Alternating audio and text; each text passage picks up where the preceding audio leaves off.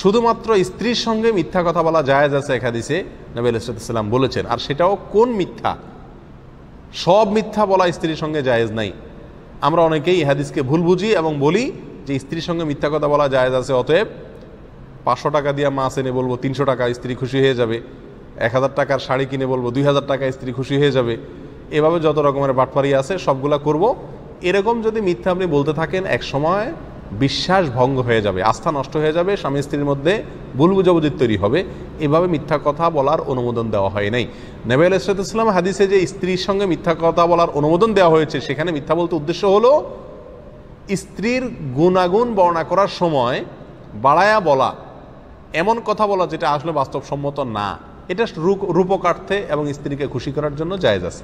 যেমন স্ত্রীকে বলেন আপনি, তুমি চাঁদের মতো সুন্দর, তোমার মতো সুন্দরী আমি আর জীবনে দেখিও না, আর হইতেও পারে না, অসম্ভব, তুমি আমার থেকে সবচেয়ে সেরা সুন্দরী। আপনার মনে যাই থাকুক, আপনি যদি এইভাবে তাকে বলেন খুশি করার জন্য, তো এই মিথ্যা কথা বলা জায়েজ আছে।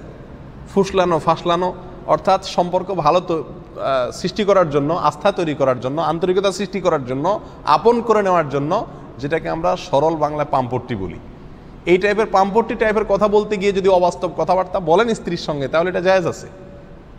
স্ত্রীর সঙ্গে সব ধরনের মিথ্যা কথা বলবেন, হ্যাঁ, লেনদেনে, অন্যান্য সাধারণ কায় কারবারেও স্ত্রীর সাথে মিথ্যা কথা বলবেন, আর মিথ্যা তথ্য দিবেন, মিথ্যা আশ্বাস দিবেন, মিথ্যা কথা বলবেন, এটা জায়েজ নাই। অনেকে জিনিসটা ভুল বুঝেন।